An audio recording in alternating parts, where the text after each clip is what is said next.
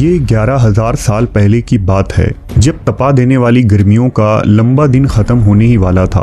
सूरज की शदीद तपिश कम होते ही लोग घर से बाहर निकलने लगे थे और जाते जाते भी सूरज की किरणें इस छोटे से इलाके की खूबसूरती को और बढ़ा रही थी। बच्चे गलियों में खेल रहे थे, ख़वातीन फुर्सत के पलों का मज़ा ले रही थी। तभी वो हुआ जिसके बारे में किसी ने कभी सोचा भी नहीं था।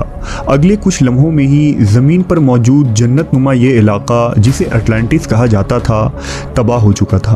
और ये बर्बादी इतनी भयानक थी कि पूरी की पूरी तहजीब पानी के अंदर समा गई।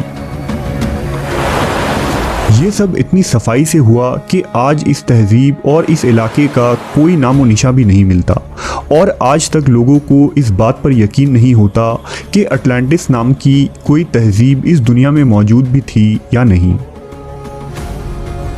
अटलांटिस तहजीब कहाँ आबाद थी? अटलांटिस में आबाद लोग खुद को देवता क्यों करार देते थे? और अहराम मिस्र से भी 6000 साल पुरानी इस तहजीब में ऐसी क्या ख़ास बात थी जिसे हम आज तक याद रखते हैं?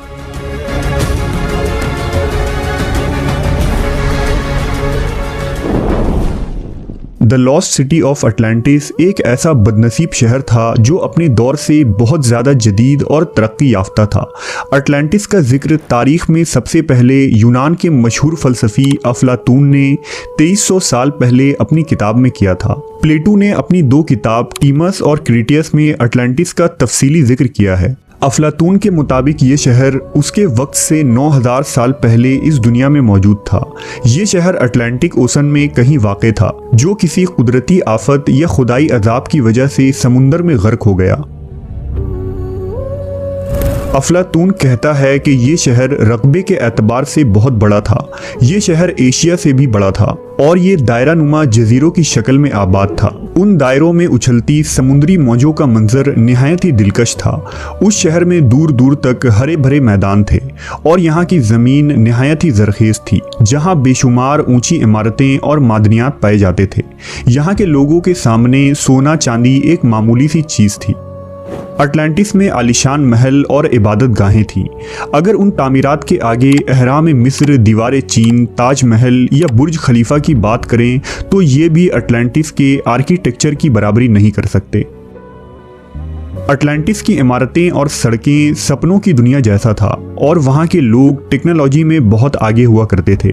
प्लेटो ने यह भी लिखा है कि अटलांटिस के लोगों में माफूकुल फितरी और जादुई ताकत हुआ करती थी, जिसके वजह से वो लोग खुद को देवताओं से कम नहीं समझते थे।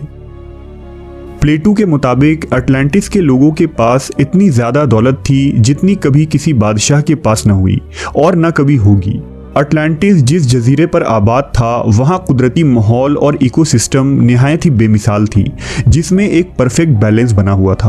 कोई किसी के ऊपर हावी नहीं होता था। यहाँ बेशुमार चरिंद परिंद थे और फलों के बड़े बड़े बागीचे थे। शहर का इंतज़ामिया और सियासत भी निहायत ही आला थी। अटलांटिस की जदीद तरक्की के मुतालिक माहरीन ने लिखा है कि इस कौम ने वज़नी चट्टान के ज़रिया ऊंची इमारतों को बनाने के अलावा शीशे से तवानाई हासिल करने का तरीका भी ईजाद किया था, जबकि उनकी तजारती बहरी जहाज़ सारी दुनिया में जाती थी। कहा जाता है कि अटलांटिस के लोगों को कायनात के बारे में हमसे ज़्यादा इल्म था। उनके पास खेती बाड़ी के भी नित नए तरीके और तकनीक थे, जिससे वो लोग बड़े पैमाने पर अनाज उगाया करते थे।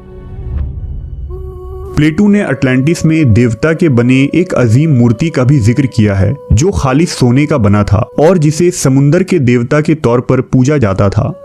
ये भी कहा जाता है कि वहाँ के लोगों के पास ऐसी मखसूस टेक्नोलॉजी थी जिसकी मदद से वो हवाई सफ़र भी किया करते थे।